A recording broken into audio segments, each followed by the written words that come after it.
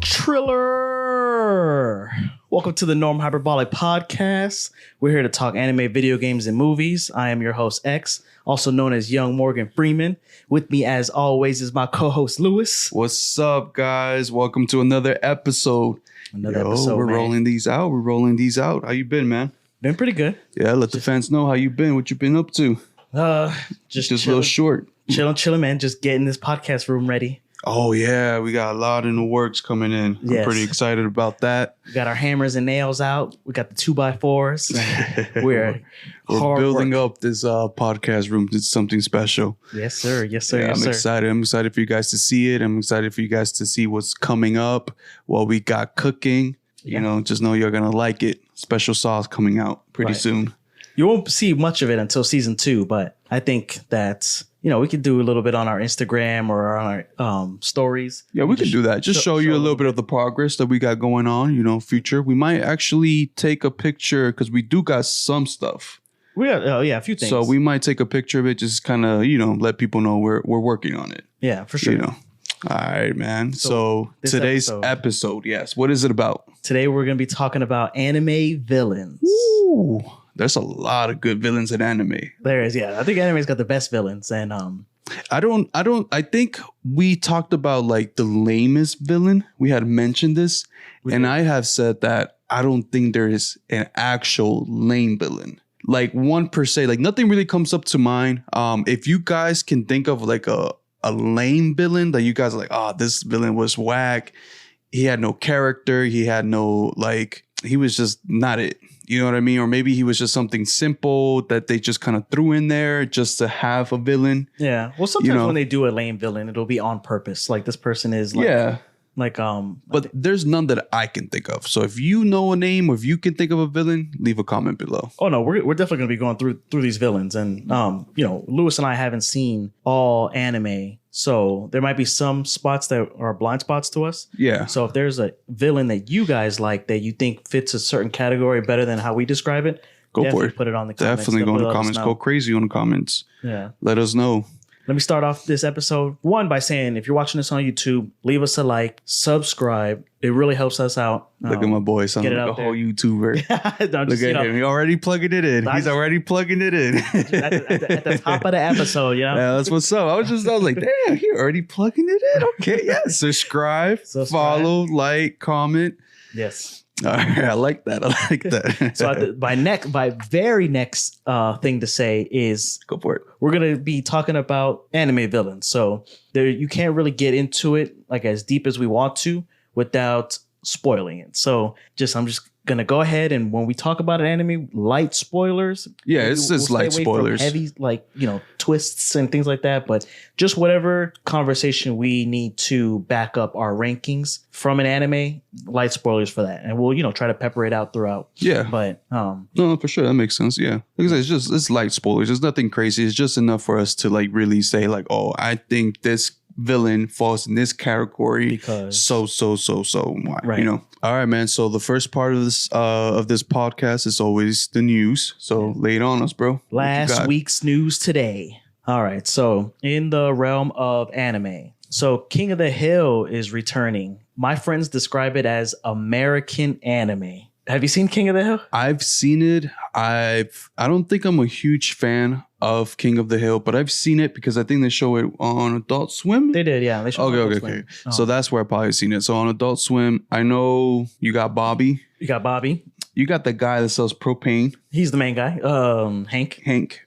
And then you got, would you consider this, I'm not trying to be rude, white trash cartoon? No. So it's because I know one of them is like an actual, he has a family, he has a son. He tries to impose values or life lessons on his son. He works for so he works for a company that does propane. Yeah. But then he has his friends, his neighbors, and some of them don't really work. They spend more of the day drinking beer. They all work, Some of them live in a trailer. So okay, so I was just saying, I don't want to be rude. Right, I think you should watch the show, man, because it's coming back. So, but the way that my friends have described it to me, and I like looking at it like this. I like looking at a lot of things as anime. I look at like, Harry Potter as anime. The way they do Blue Lock is just soccer anime. Yeah. So you can just anime anything. But I think King of the Hill is American anime. Made by Americans, right? Like it is, yeah. Okay. I just mean anime as far as like, they stay true. So it's not like Family Guy or The Simpsons where things get off the wall. It is still very grounded for being like a cartoon. So does the episodes kind of go... You know how like Family Guy, sometimes their episodes are just erratic. Episode 1 doesn't go with episode 2. Like it's just different day of the life episodes. It is, yeah. Versus like how anime, it's like they did this, so the next episode is a continuation of the last episode. Versus how Family Guy is just craziness. Like one episode is something different from the next. There is like an overarching story continuation between episodes. Yeah, like they learn lessons and then. Through the seasons, and there is sometimes like 2-part episodes. Okay. So no man, so it's good. It's good, man. It's good. All right. It's kind of dry. I try to get my son into watching it, but it's not as like it's just crazy. Is it a slow start? You kind of have to get into like any good anime. Some animes they just right off the bat. They're bangers. You're like, damn, this was gonna be. Yeah, but some of them take a while. Yeah, that's true. That's true. A good amount of them, but just like any good anime, like Boruto, it took a while. It's still taking a while. Yeah, it's still taking a while. Yeah. They're doing a jump, right? I know. So same thing with King of the Hill. So King of the Hill is going to be coming back on Hulu, and they're going to be coming back with a time skip. Ooh. Just like any good anime. So are they One Piece older? has a time skip. Naruto had a time skip. Dragon Ball had a time skip. So that's what they're going to be doing. All good animes have a time skip. Yeah. But those time skips are bomb. I know. I feel like that's the characters like that. Yeah. That's what gives it like a really good. I know with Naruto, that whole Shippuden one, when he comes back to the Leaf Village after training with Jiraiya, I thought that was bomb, bro. Yeah. He just comes back. He's like, I think Sakura was like, did you get taller? They all got taller. Oh, yeah. Well, Sakura his village hasn't seen him like for a good minute. Right. Because he was out training. So, him coming back, seeing him like more mature, kind of more bulked up a little bit. Because, Jiraiya had him doing push-ups. Right. Prison push-ups. Diamond push-ups, Yeah. So any good anime has a good time skip. So is his son older? They don't know for sure. So when the show stopped or when it ended or whatever, he was 13. So it's been 15 years since the show ended. They could just age him up to a nice 28, maybe even just 30, just like go ahead. See Bobby middle-aged? Right. Or what I think that they would do, because it's still, probably going to be centered around the family, is just make him a high schooler rather than a middle schooler. Well, that makes more sense. So it just depends. But that's what they said. So Mike, the co-creators, Mike Judd and Greg Daniels, said this is when Hulu ordered the episode. So Hulu ordered these episodes January 2023. So we should see it by the end of the year or maybe early next year. Okay. The way that like the animation goes. So most of the cast is returning, but this is what they said about the whole thing. I think we're going to time jump in this a little bit so that Bobby's going to be older and it's going to be interesting. I'm just excited for the show to come back. I'm excited that it's the same directors and the writers.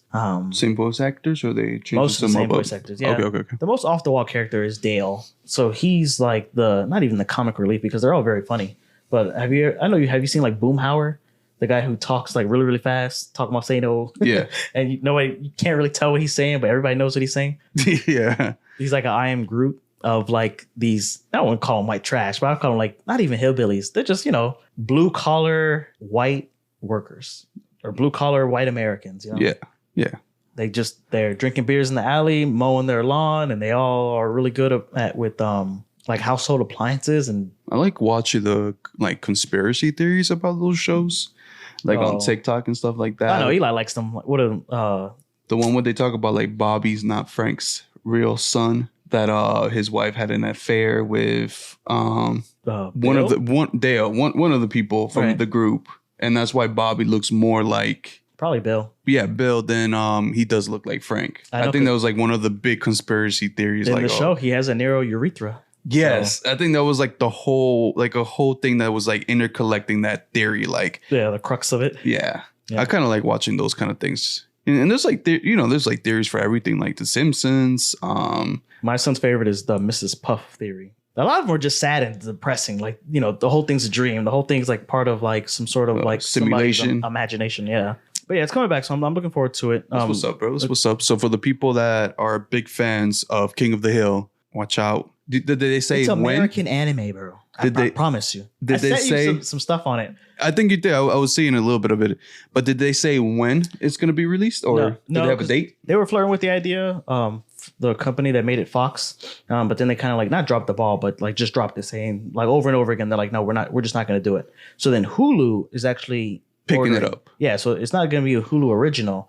But is it Hulu exclusive? Hulu is going to be Hulu exclusive. Okay, cool. I see Hulu doing their thing. Yeah, man. All right, man. What else you got for us? Next, in the realm of video games. Okay. So I had 2 bits of news.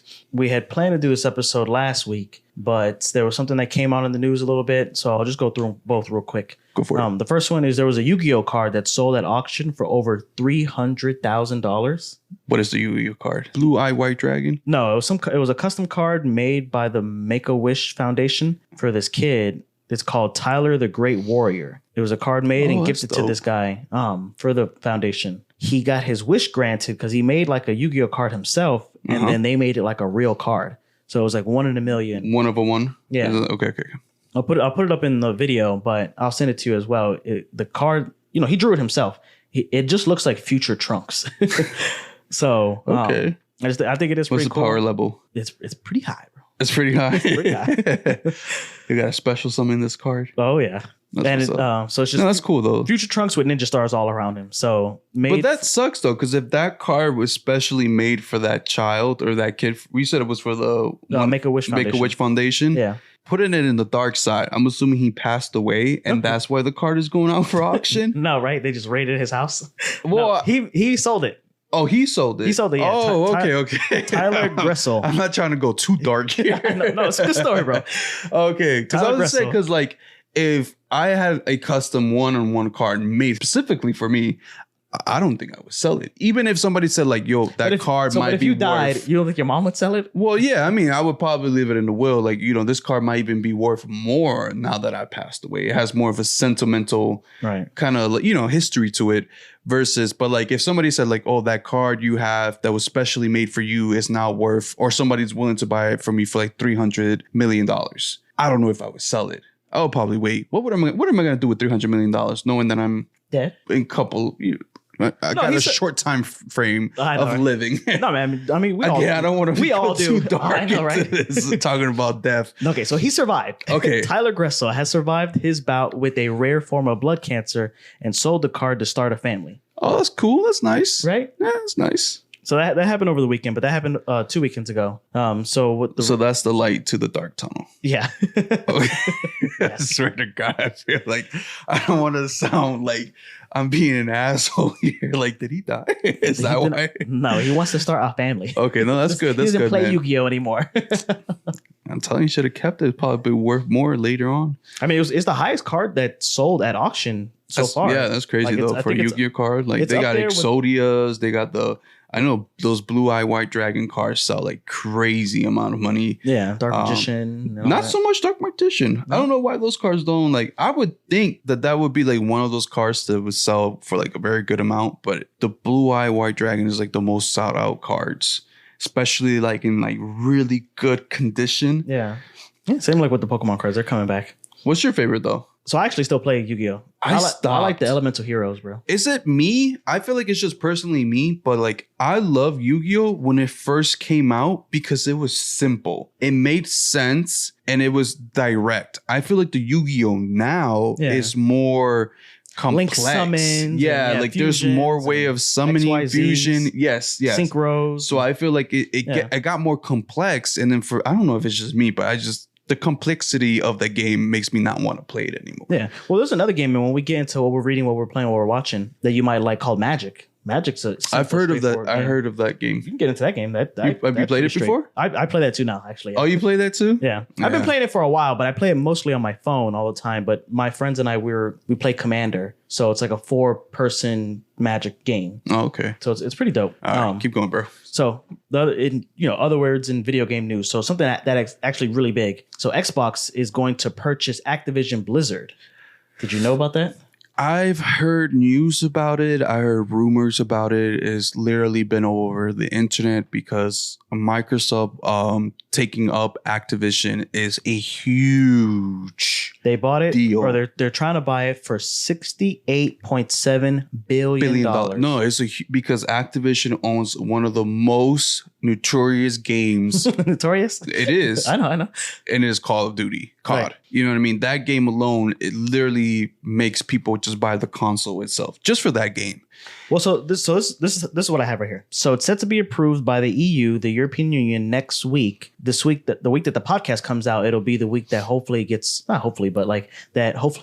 Microsoft that it gets approved. But that's weird because I've also heard like Sony was trying to find ways of like stopping that deal. They were, yeah, because they are like basically saying like if Microsoft buys them out, then they're going to monopolize the gaming industry, which makes it harder for other companies to then, yeah, because it's illegal to monopolize. Right. So that's why this has to be approved by the European Union. So Microsoft is third behind Nintendo and Sony. So they're trying to claim that, they're not a big threat or whatever. And they signed a deal with Nintendo to bring Call of Duty to Nintendo. Yes. So they signed a 10-year deal. So for the next 10 years, after the purchase. Who's really playing Call of Duty on Nintendo? Nobody, because you can't.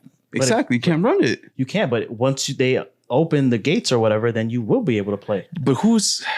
Maybe somebody. No. I'm not saying that nobody's going to play it, but I'm just saying like if you really want to play Call of Duty, your best bet is playing it literally on PC. I've seen the difference between PC gameplay and like a console gameplay of Call of Duty, and it is night and day. Right. But then, like, to even downgrade it even more, to just play it on the play PS4. It on their phone. But that's mobile, right? But that's just mobile. But I'm just saying, like, I don't know, because then the people making the game, they literally have to like downgrade the versions of it just so it can be optimized to be played on the Switch or whatever new system Nintendo decides to drop, right? Which we're all waiting for. But just like how they dropped the new game, Zelda: Tears of the Kingdom. Yeah. Bro, I've seen gameplays of it. It looks good. IGN gave it a score of a 10. Masterpiece.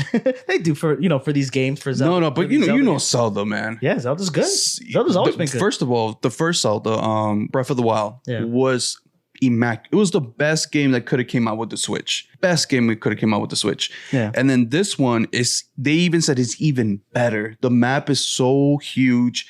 The amount of things that you can do, the amount of side quests is like a never ending. There's just so much to do.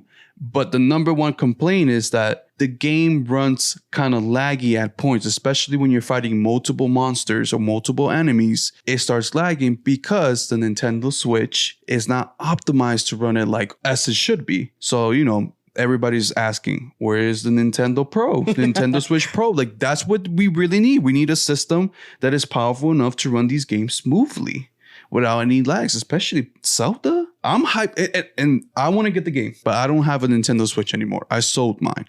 You did, yeah. Because I wanted to get the OLED. I like how crispy the screen looks and how like it just looks so. The colors are vibrant. It looks crispy. It looks nice. But I'm like, should I just wait? Because I know they're going to drop a new system sooner or later. I'd rather wait and get the newer system than having to buy the OLED, then selling that just to scrap some more money and then buy the new system. I'd rather just wait for the new system. And I'd rather wait because I want to play Zelda like correctly. That makes sense. Yeah, I think they will. I think they're going to create another system. Oh, no, they are. They should. They will. I believe in Nintendo. You believe in Nintendo? Nintendo, have you been getting our letters? It's like Santa Claus. I know you get my letters. Yeah. So Microsoft is saying that they're going to bring Call of Duty to Nintendo for the next 10 years. And then they also say that they're going to leave it open to PlayStation for 10 years. So Activision and Blizzard together, they do have not like the best games, but like you said, they have Call of Duty, a lot of people's favorite game. I think this is the only game they need. They're literally succeeding with just that one game. And no matter how, they dropped so many Call of Duty, so many versions, World War I, World War II, the Civil War, this and that. Like it's so many versions. People still eat it up. Yeah. So they have other games though. So they have Call of Duty, you have Tony Hawk's Pro Skater. That's Activision. Yeah. They got Crash and Spyro, which are PlayStation games. Mm-hmm. So seeing how they'll bring that over to the Xbox maybe. They have Sekiro, Shadows Die Twice. Yeah. Those are just some games, and there's obviously more games on Activision, but those are like the notable ones that I have. And then they also have Blizzard. So Blizzard makes World of Warcraft, they make Overwatch, Diablo, StarCraft. These are all games that are on Activision and Blizzard, and then Microsoft promises that they're not going to monopolize and keep them away. And the reason that it's being held up right now is not even because of PlayStation, it's because they think that cloud gaming is going to suffer if Microsoft owns Activision and Blizzard, which for the people who do cloud gaming, I think, what do I have it here?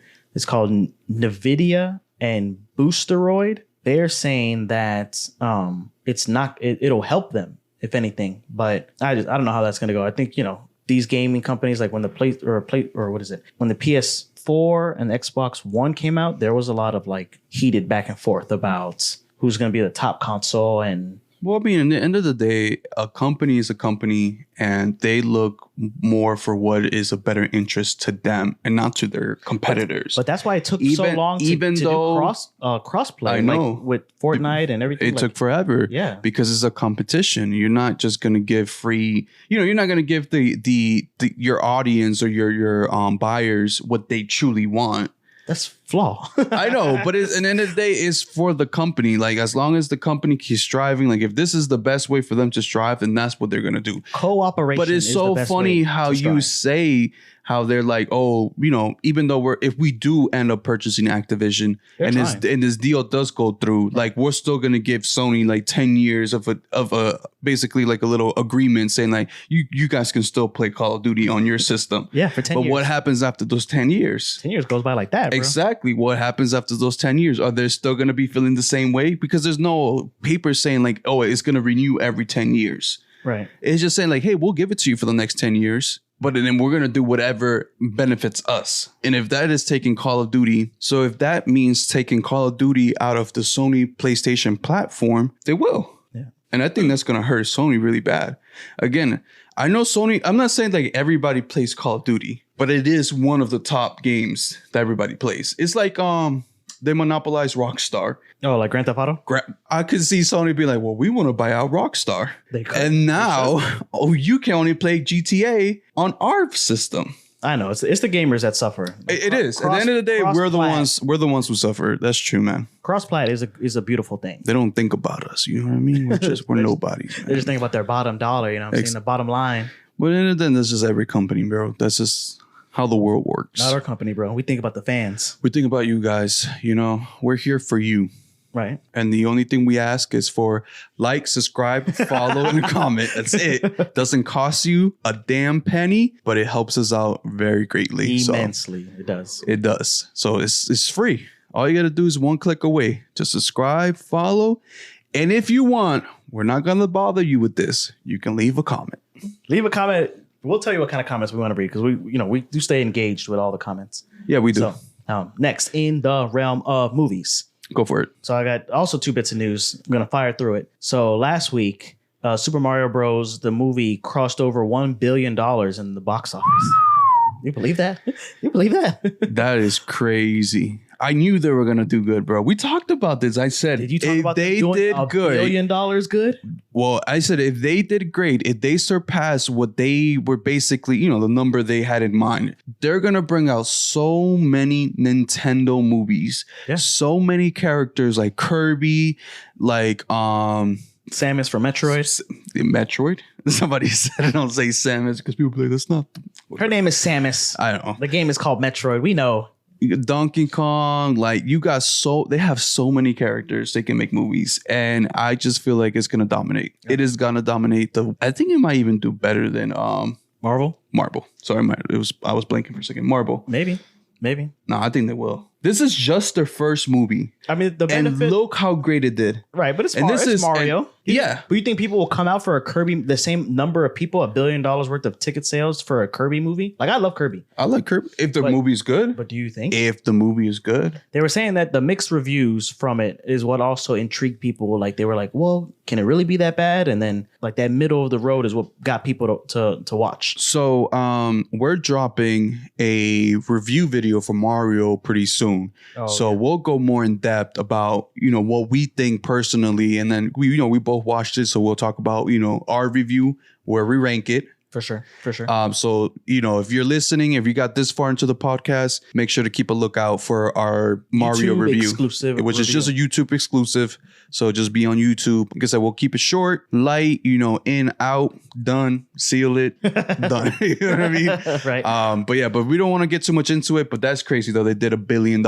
In 4 short weekends, the movie crossed $1 billion at the box office in just 24 days. Less than half of that is strictly domestic too. So 487.5 million is domestic. That's crazy. That's crazy, man. That's crazy. The movie has received mixed reviews from critics and fans, but most of them leaning towards the positive. Yeah. So another thing that kept it going for so long is one that there wasn't that many movies like for it to compete with. I think recently it just got knocked out by Guardians of the Galaxy. There was like a hit song that topped the Billboard Top 100. The Peaches song? Peaches, bro. That song slaps, bro.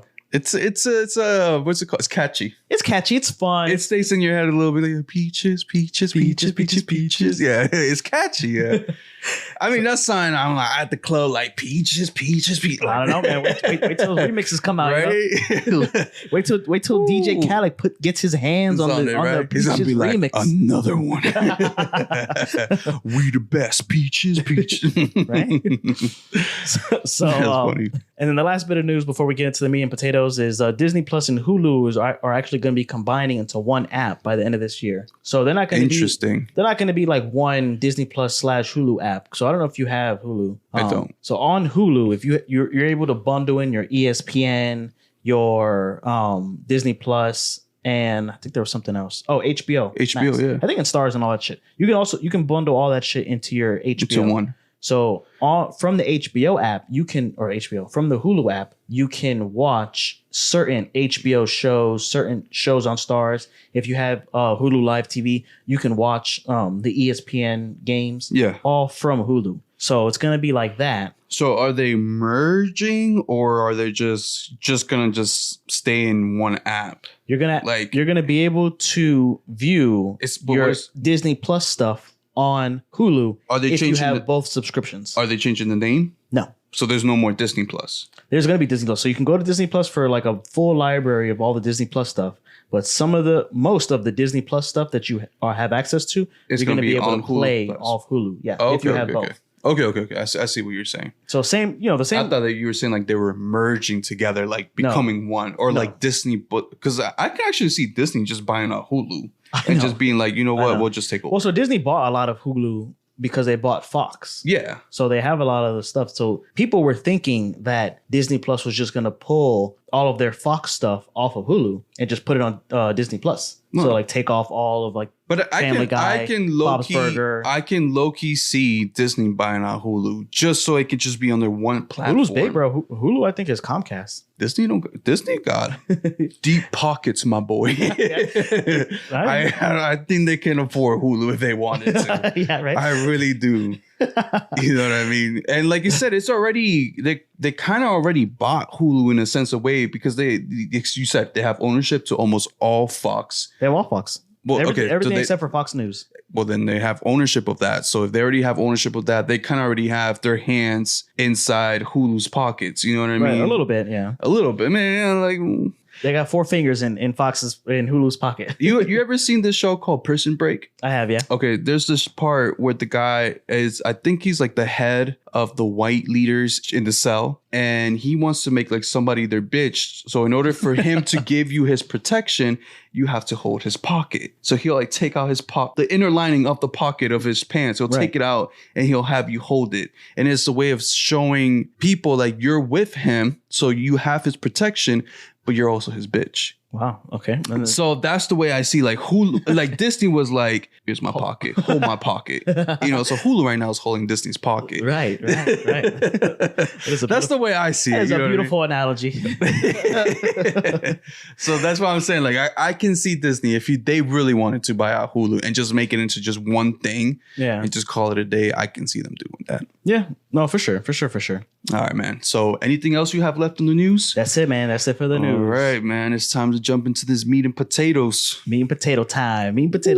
Time to eat, bro. I'm really excited to talk about these villains. Time to grub. All right, man. So how are we going to dive into the villains? You got something set up for us, like a little structure? I do, yeah. So go for it. The definition of a villain, because what we were the way we came to this episode is that Lewis had a rant about My Hero, about how great the hero was. And we the villain. I had a whole rant about the villain. About the villain, about how he was a great villain. He, and then we just started talking about what makes a good villain. And then we just kind of wanted to do an episode about it. So I have the definition here of a villain. Go for it. In literature, a villain is a character whose evil actions or motives are important to the plot. I think that was like the best definition because sometimes so they have it here, evil actions, and that's the way that you spin it when you have like a hero and a villain. Mm-hmm. But you need a good villain to drive the hero. So if the hero has nothing to fight against, then, he's not really like doing much. He's just like catching bank robbers. But, there is no Superman without Lex Luthor, Brainiac, and all that. You need a Joker for Batman to fight, or else he's just fighting, bank robbers. Yeah, just fighting your regular thugs on the street. So a good villain, it's what pushes the hero to. And that's what I'm saying. Like to me, that's a good villain. Right. A good villain is a villain that pushes a hero to extent. It pushes them not just physically, not just emotionally, but moral. Mm-hmm. You know how the Joker's always constantly pushing Batman to kill, but that's against his ethics, his moral. Right. This is not what we do. The Joker will push him and keep pushing him until he breaks him. Because technically, I feel like that's the Joker's end goal. That's what he gets off. Yeah. You know what I mean? Just getting Batman to do something that he would morally regret. That's to him is like, okay, like you can beat me all you want. You can send me in jail. You know what I mean? But if I can push it to the point of you killing somebody else, then I win. Yeah. You know what I mean? Yeah, and it has to be tailored to the hero too. So, Batman or Joker makes a good villain for Batman, but, besides like the injustice, he wouldn't really like fare against Superman. But it's just, I think a lot of it too is like I said, is the morals and ethics, because both villains and superhero have their own thought process, their own beliefs per se of like what is a good world, or how to run a good country, or how to, how the world should be. You know what I mean? So you have like your good and your bad. And sometimes when you think about like the ethics the villains believe or they stand by, sometimes it does add up. Like Thanos, how he believed that he needed to wipe a portion of the universe because we were so low in resources. You know what I mean? He believed that if he did this, he would literally be saving all mankind. Right. That was his ethic. Yes, ethically wise, it was bad. But then a little bit of it did make sense. Like he wasn't just doing it for the fun of it. His heart was in a good place. Yes. But he wasn't just doing it for I just want to kill half of the whole universe. No, he's doing it because there was an ethical reason that he believed was a way of solving it. Even though a lot of people were against it, and that's what I love is like that ethical, like it's the same thing with that show, Attack on Titan. Okay. It plays a lot on that ethical side of it. It does. You know what I mean? How Eren has to decide how he's going to manage to save his race. How he's going to end up saving his friends, his loved ones, his family, his country, how he's going to save them. And he chose an unethical way. But for him, it was a very ethical way of solving the problem, or so he thought. Yeah, for sure. So I love animes that play on that because I feel like that's what gives it more complexity, because there's no really good or bad, right or wrong kind of situation. Yeah, some animes they do. It's like overt about who's right and who's wrong. Just like Light versus L. All right, so let's go ahead and get into it. Go for it, man. So the way I structured it, I have like, what is it? 1, 2, 3, 4, 5, maybe 6 topics for us to rank these anime villains. And like I said at the top of the episode, we haven't seen all of everything. So if you have one to put in on this slot, definitely let us know in the comments. Definitely write in. Just give us your thoughts. Yep. Subscribe and follow. We want to be active in this anime community. So this is our 2 cents. This is our piece from what we know. So I have it ranked, or not ranked, but like sectioned off as the strongest anime villain, okay, the smartest anime villain, the most sympathetic anime villain. So somebody that you not necessarily wholeheartedly agree with, but somebody that you were like, okay, well, I can see where they're coming from. Yeah. We talked about the lamest villain, but the most slept on villain. So maybe like that's what we agreed sleeper. On. The slept on villain. I just couldn't think of a lame villain, like one that really fit that category. So I just, I think a slept on villain sounds way much better than lame. Right. I mean, so not lame, but we have it in our review segment. Mr. Satan. But he's not a villain. In the beginning, he was. In the beginning, he was like, the guy to beat. So especially like when you have like, with Demon Slayer, all the demons are villains, right? When you go into like Dragon Ball, obviously the big bad who's trying to beat Goku is the villain. The way... Majin Buu, Fat Buu. Yeah. Would you consider him a lame villain? I mean, lame. That's what he was only there to turn people into chocolate. I mean, he was more interested in eating than anything else. I don't think he was there to dominate the world. He was there. He was there to destroy the world. I mean, no. Fat Buu. Right. No, him too. Yeah. But I feel like he was more focused on just eating. He eventually got, like, you know what I mean? I think that was his main focus. Yeah, that was his main focus. But there's a lot of people who like Majin Buu as their favorite Dragon Ball villain. I like Majin Buu, but which Majin Buu do you like? Because there's different versions of them. You got Kid Buu, Fat Buu, and then there was the other one, regular Buu. I don't remember what they call them. I think they call him maybe Super Buu. Super Buu? Regular Buu? I don't remember. Just the regular human version of Buu, I guess. Or like the adult version. And then you got the kid, and then you got Fat. Oh, and then you had like the old Buu. Oh, Oob? The black Buu? Yeah, the black Buu. Yeah, so there's different versions of it. I love all Boos. Of course, Kid Buu to me was my favorite. Right. I thought he was just a menace to society. Right.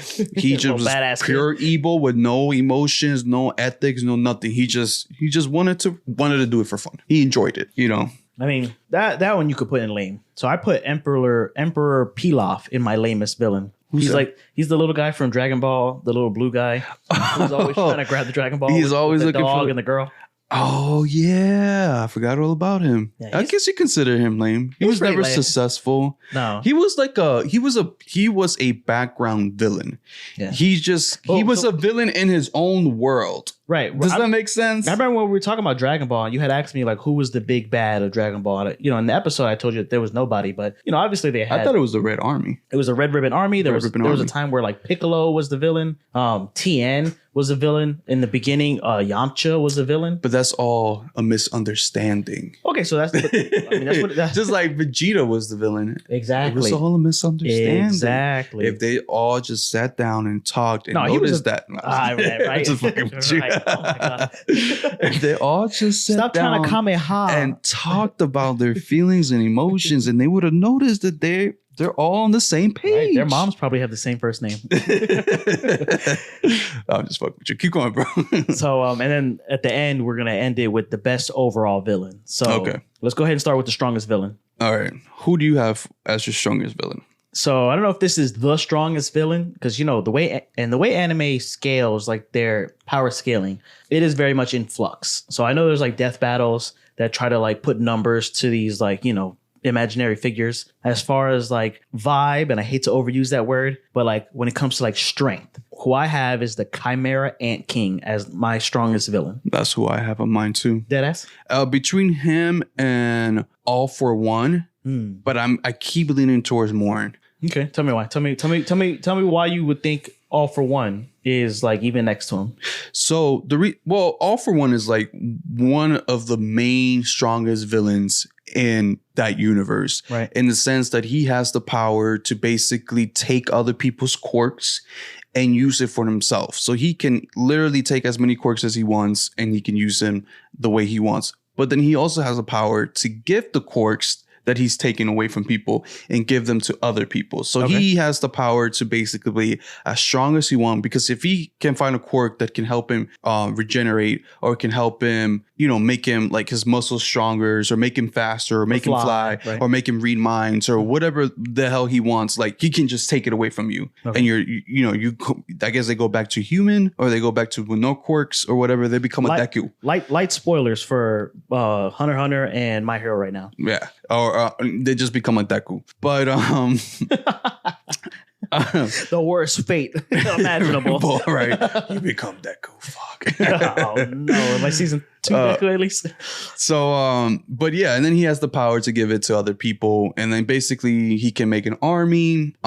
I think, and besides that, I think he's just a very strong character, and he's very like, his mindset is very forward to like, he's very goal orientated, if that makes sense. Like he's very set to like, this is what I envision. He's got a vision board. And he has a vision board, and this is, he's willing to do whatever it takes to achieve that. Okay. So, but Morin to me, like, when I think about like physical strength, I don't know. I think Morin is the strongest one. I think he just has the capability. Like, so like in the world of My Hero, how you said, to be able to grab anybody's quirk, that, the potential is exponential because you could just grab all the best quirks and then you're the best hero or the best villain or whatever. But the reason I also say Morin is because All For One in a respected world, he fought the strongest at that time, which was All Might. Okay. Right?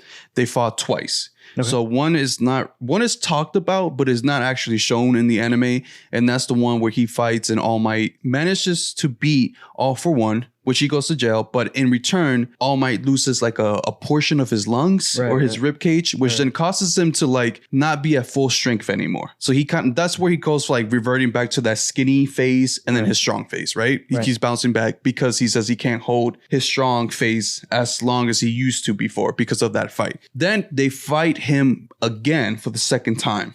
And it was in the Camino incident arc. That's when they fight for the second time. And this is where All Might literally has to push himself and use up the little bit of power he has left. But even with that, he still beats All For One. Okay. So that's why I say respectively, I can't see all For One being such or under the strongest criteria. While Morin, he was automatically strong. He was born the strongest. He was born the strongest on that universe. Right. He literally fought one of the most strongest Namjoosers, which was the old guy. The old guy. I got his name here. I love my hero. Netero. Hunter. Which he fights Netero. Literally one of the most strongest Nen users in Hunter x Hunter. Right. You know what I mean? And even with that, even with Netero using his most powerful technique to wipe out Morin, he was still unable to do it. He literally had to resort to like suicide in order to knock down Morin. And even that still didn't kill Morin. Morin still survived I mean, it did like, fracture him. It did injure him, but it still didn't kill him. So he's a emitter. I've also read that he might be like a specialist, but most things just say that he's an emitter. I think it is even confirmed by the writer. Yeah, his unique Nen is called aura synthesis, which allows him to absorb and manipulate the abilities of other Nen users. So it's kind of like how you said with All For One, where he's able to eat them or like consume them, and then in consuming them, he consumes the power of that Nen user. Right, but it's also just like his natural Nen abilities that just make him super, super strong. The fact that he's able to grow wings out of nowhere, and his strength is just an insect. It's just like in real life, you know how an ant is like able to carry like what 10 times his size or something like that. Probably more than that, yeah. Or maybe more than that. It's just like that, but just convert an ant into like a real life person. That's all of them though. Those chimera ants. That's why majority of them were so strong. Yeah. A lot of the hunters were having such a hard time taking them down. I love that show, man. No, it's a fucking amazing show. But anyways, keep going. So season 2, we're gonna do a Hunter episode. So I'm glad that we're in agreement though. So easy.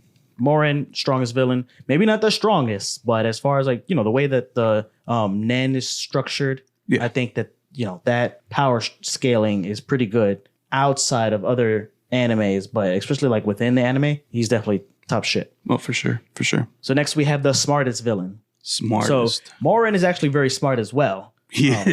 Is he falling under every character? I feel No. I've read that somebody has said that Morin is actually one of the best villains in all anime. Right. I was gonna put him on my overall best, but we'll save it. But so you said smartest. So no. I'm just like making a case. I'm trying to make the connection. So he is also very smart, but he also gets his ass whooped by that blind girl.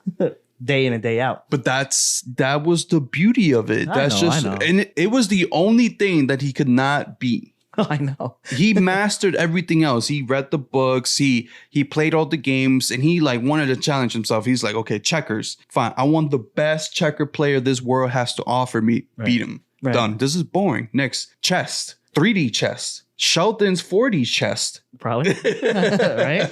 Oh, man. Is Morin smarter than Sheldon? Morin would... Oh, from Big Bang Theory? How dare you bring up that fucking show in this episode? Oh, man. All right. So who did you pick? So I was tied between two. So and I have a reason for both.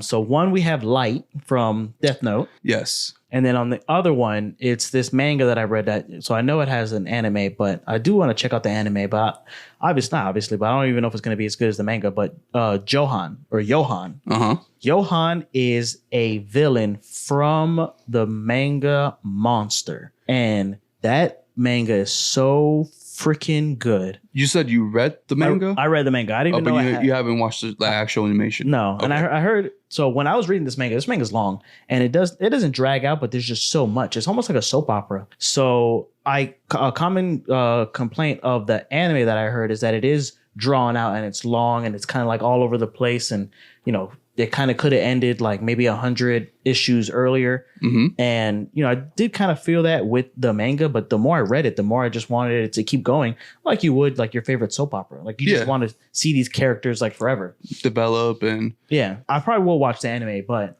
either way, they're both super, super smart. And I just feel like Light has like this sort of tactician way of him of like, lying and then like not trying to be too obvious, where Johan is just straight up evil. So Johan, it has like a social intelligence that he's able to, because what he wants to do is, and again, this is just for each subject, spoilers for Monster, light spoilers for Monster, and for Death Note. Johan, what he wants to do is have like the perfect suicide. Okay. So he wants to commit suicide perfectly. He wants to make the world crazy or like, break down. He's almost like the Joker, really, where he wants like to bring the worst out of everybody he's around and kill himself because he had a fucked up childhood or whatever. He was raised to be like this, not Nazi, but like a perfect weapon. I really think you should read it. I was thinking about watching the manga. Watching the animation. Yeah, I mean, I heard the anime was, still as good as the manga, but because it's the same story, but that it's just drawn out. And I just fucking flew through the manga, so I can imagine if I have to sit there and watch everything. Yeah, it could be, could get a little bit. I'll watch it though. It looks good. I was reading the comments because we had posted this on Instagram. We did, yeah. Basically asking people if they thought if they were a great villain. And in Googling him, I saw like YouTube videos or clips of it, and people. Johan? Yeah, and then people were commenting on the bottom how Monster is such an underrated anime that a lot of people don't know about because it's old, right? I read the whole manga and I didn't even know it had an anime. Yeah, so it was like underrated, but it's like a really good, complex story. It is. It's so I was like, maybe I should watch it in one of my downtime, just kind of like play it. But I feel like if it's really good, I'm gonna finish this shit like in a day. Maybe. So like, he is the hero of his own story. So like how you were saying about Thanos, he thinks that he's doing the right thing. He's killing killers and he's killing like fucked up people. But L, who you could consider the antagonist, if from a different perspective, but he is like nobody's above the law. So even if they don't even know that he's doing this with a death note, they think that maybe he's doing it like with drones or with like some sort of poison or some shit. But because like they don't believe in that supernatural stuff, right? He's just a cop, so he's just trying to bring light to justice. But he can't figure it out. Right. It just takes a little bit of time because he probably didn't even take in consideration of it being a supernatural thing. Right. You know what I mean? You as a cop, you think facts. Right. And because if you're going to take somebody to court, you can't play the supernatural card. Right. It's not believable. It has to be pure scientific facts. You know what I mean? So they are trying. That is what L is trying to do. Find a way to bring him to justice. But that whole back and forth that they do, man, like But it comes back to ethical. I think that's what really makes a good show. Is like once you start acting that ethic into it, like you said, like Light was killing people, but it wasn't just random people. It wasn't he was just like murdering random people. Right. But wasn't there a part like towards the end where he starts taking people that might be coming towards him, like out just to kind of keep himself free, safe, right? Yeah, keep himself safe. So there was a point, like I feel like in the beginning it was just taking out like criminals or like people that really did deserve to die or they did horrendous things. I mean, the first person that he killed with the death note was just some like jackass that he knew from school. You know, when you have control of the death note, even if you are being like altruistic and only killing the baddest of the bad, like that's your center where you're the one affecting that. So you're the one killing who you think is a bad guy. So obviously, or even I want to say obviously because rapists and killers, those are like people that maybe shouldn't be with us, but maybe petty larceny or bank robbers or people who are just trying to feed their family or people who are just, convicted of crimes that they didn't commit. So that's where like the ethical dilemma is with Light, where he, thinks that he's a god and he ends up being a god by killing these people who he determines is not worthy of like being with us. again, it falls back into that ethic, man. But do you agree with me? So how do you feel about smart? Like, do you feel like he was smart about it, or because he, without spoil? I think this is one that we should. I think he was smart, and I would, I'll give it to you. I think he was smart in the sense of like due to his age too, because he was young. Oh right, yeah. He wasn't still in high school. He was, yeah. So the fact that he was going up against this very smart police detective, I think he was also pretty young though. I think they were both about the same age. That's how it is in anime. Yeah. These prodigies, right? The young prodigies. I mean, to me, he could have stopped. He could have stopped for a brief moment. You know what I mean? If I was this smart and I started noticing like people are following me, or I started feeling suspicious that maybe somebody's onto me, I would be like, you know what? Let me hold off for like 5 months. I already killed 100 people. Yeah, like let me hold off and kind of get the heat off of me. Right. You know what I mean? Or at least show them that I'm not a suspect. That's what he does. How long though? I mean, just because you take a week off from killing doesn't mean people are no longer watching you. He didn't even really take a week off. He let his girl do most of the killings while he was like, because there's like a bunch of rules with the Death Note. If you haven't seen Death Note, I think you should watch it. It's real intricate. And if there's anybody who you're trying to get into I would have taken a whole year off. I would have just taken a whole year off. Just like, is it needed to kill all these people right away? When you have the power, with great power comes great responsibility, bro. You got the Death Note. You're not going to kill the bad guys? Not right now. I'll hold on to that name for later. I'll write it in the back of the book. I don't know, man. Like I'll hold that name for later. Like I'd rather myself be safe. What am I gonna do in jail after I'm done killing all these people? Am I gonna be satisfied in jail, sitting in a cell, thinking about like, well, I don't deserve to be here, but I did a greatness you just don't to get the caught, world. Bro. Just don't get caught. Exactly. So just hold off. I mean, he did a good job. What, has he got an itch for killing? He does, yes. What do you mean? So then you see? He has a problem. It's the apple, bro. You bit the apple. There's no going back. Once you start killing, you can't go back. That's it. What do you mean? I don't know. So who do you have for smartest if you're not agreeing with me? I know you haven't seen Monster, but I would say I would have said Morn, just because I know how basically how he felt like he was a god and nobody was above him or beneath him because of how smart and strong he was. I know I don't want to put more in every category. I do have other villains. You should have put him in your best overall then. I do have other villains that I do want to talk about. Okay, so let's get into the next one. Most sympathetic. So these are the villains where you don't have to necessarily agree with them, but you're kind of like, oh, I sympathize with you. I understand where you're coming from, and maybe in a different life under the same circumstances, maybe I would have done the same thing you did. So you go first. For that one would be Morn. This nigga, are you serious? I'm telling you, bro, he falls in every category. I can't think of like you should have put him at the best overall villain. I can't think of like a sympathetic. What's so sympathetic villain about him? Repeat that again. Sorry. Sympathetic? Yeah. So sympathetic. So somebody who, and I tried not to put like a bunch of like villains turned heroes, like, Vegeta and Piccolo and things like that, but like a sympathetic villain. So somebody where you're like, okay, like how you said with Thanos, like I agree with you to an extent. Or have you seen Black Panther? Yes. So the villain Killmonger, he was only looking out for himself. Black people around the world. And, from growing up in the ghetto, he was like, okay, well, if Wakanda has all these resources, you should uplift. You should share it with the Black people in the world because, they come from Africa as well. The way he went about it was, kind of fucked up, and then he had like this whole divide and conquer thing. Well, yeah, because he had a small vendetta too. Like it wasn't just like it's a villain. It's a villain thing. But as far as like somebody who you can sympathize with, so somebody who maybe is trying. I don't know if you've seen. There's a sketch where Captain Planet is played by Don Cheadle. I'm gonna put it in the video version, but he's like this. There's like a Rick and Morty episode about it too, where the human man or whatever is fucking up the planet. So in Captain Planet or in Rick and Morty's Planetina, Don Cheadle is killing all these people who are fucking up the planet, and he thinks he's doing the right thing because he's trying to save the planet. Yeah, but he's killing people. He's killing like fathers and mothers. So we're a villain where if it wasn't for the killing, like you could even say maybe like Light is a sympathetic villain. For me, I have two.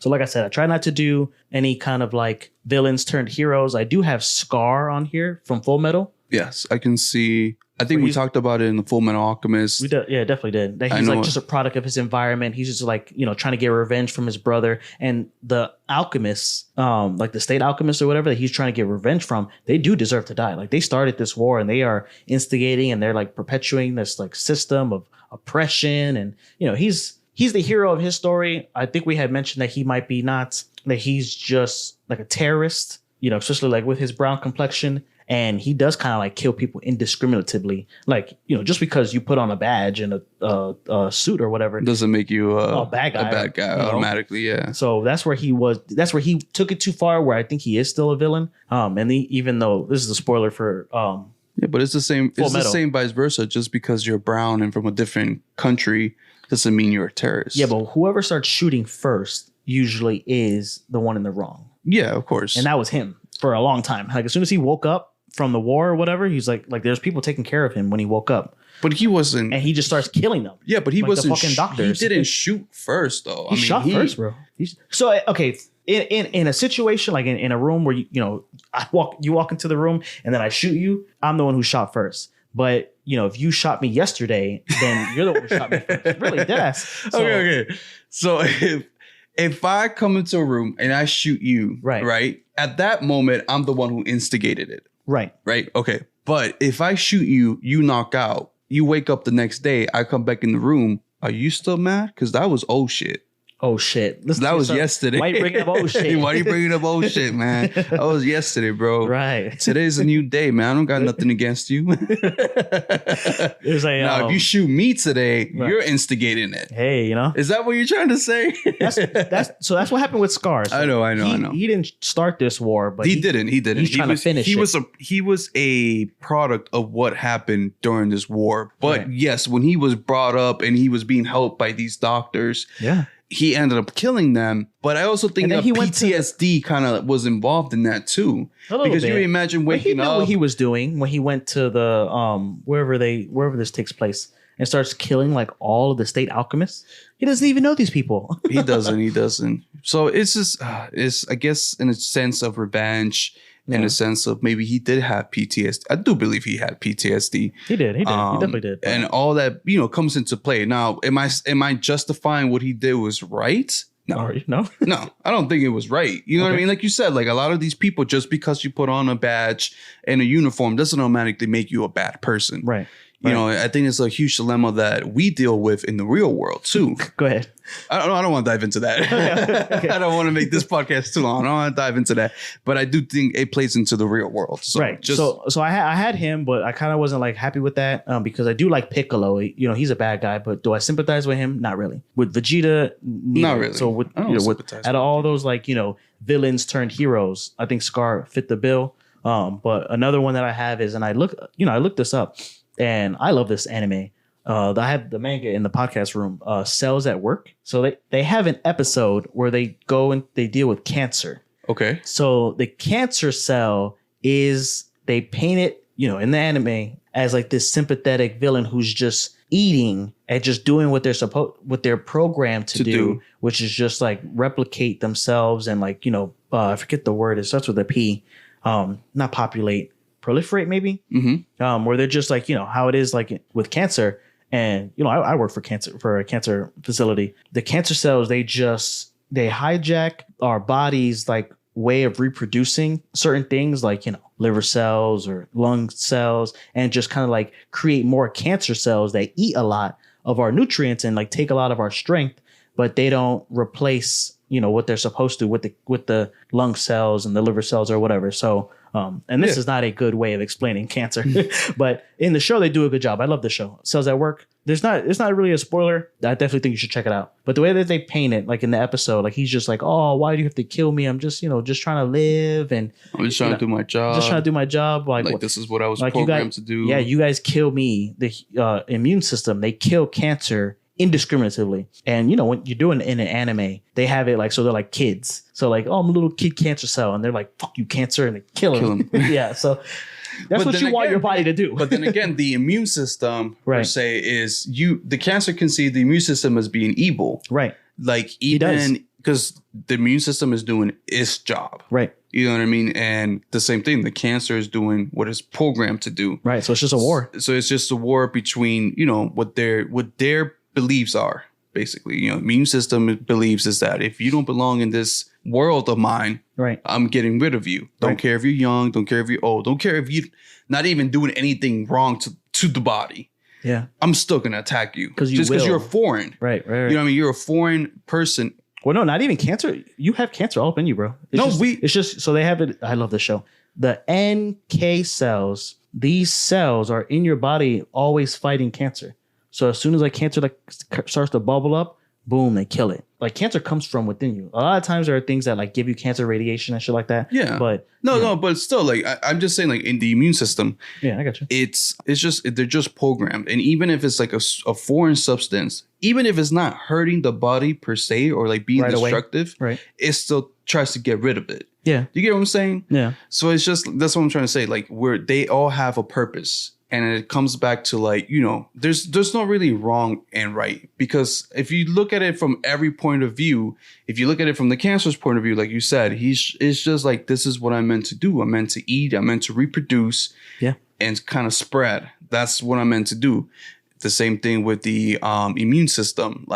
I'm meant to, my purpose in this world is to eliminate people like you or things like you, because you don't belong. So it's, the way they do the episode is really nice. It's not a two-parter, but he shows up in the previous episode and then he has his own episode. Definitely check it out. Cells at Work. I love this manga. I just love I've seen Magic School Bus type of episodes, when they go into the body. And I've seen 2 episodes from them, and I think one of the episodes was a bacteria. Yeah. And the red blood cell was looking for or the red blood cells are delivering oxygen throughout the body. So I think that's pretty cool. It's sort of a UPS, kind of I'm here to deliver the oxygen to the kidneys. Right. And I'm here at the kidney department. Yeah. Yeah. And then there was a virus it was a virus that presented itself. And then I think the T cells, which were the all white ones. No. Those are the white blood cells. Yeah. Wasn't it the T cells that showed up? No, the T cells are the black ones. They have kill on the top of the head. There's a killer T cells and the white blood cells. The white blood cells is I don't know if you've seen Osmosis Jones.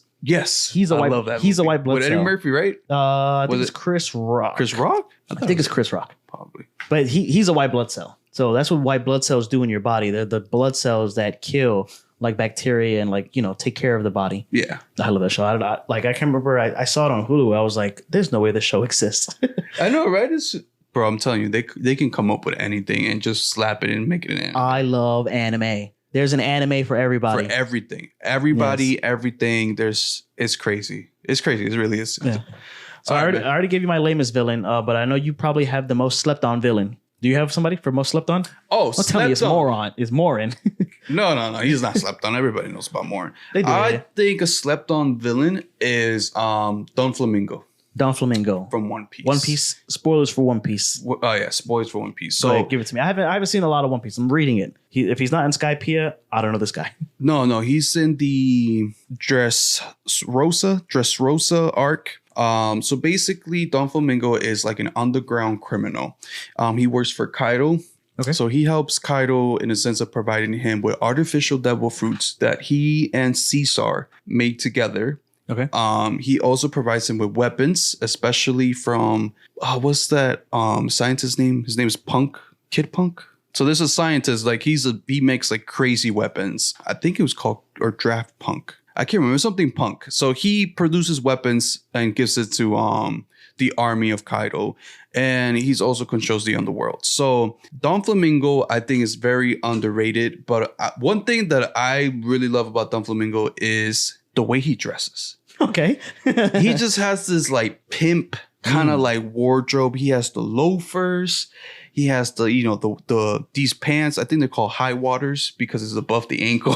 Yeah, caprice. Right. And then he has this freaking flamingo feather kind of jacket on top of him. And nice. And then he got those badass sunglasses. He just looks fucking badass, bro. And I think he slept on because this dude pushes Luffy when they finally fight. So he has a devil fruit. His devil fruit is called the Ito no Mi fruit, which literally means the string fruit. String? The string fruit. So he has the power to create these strings Oh, nice. Think about it like fish wire. You know what I mean? They're very light, really hard to see. Okay. They're very thin, but they're very durable. They're sharp, so they can be used as knives, so he can cut things. He can also use it to like puppeteer other people and kind of make them do the bidding. And then he can also suspend himself. Like he can stand, like he can like be like Spider-Man. He can put like one string from one building to one building, and he can stand on top of it. And it looks like he's floating or flying because you can barely see the string. So he's like levitating, but he's really not.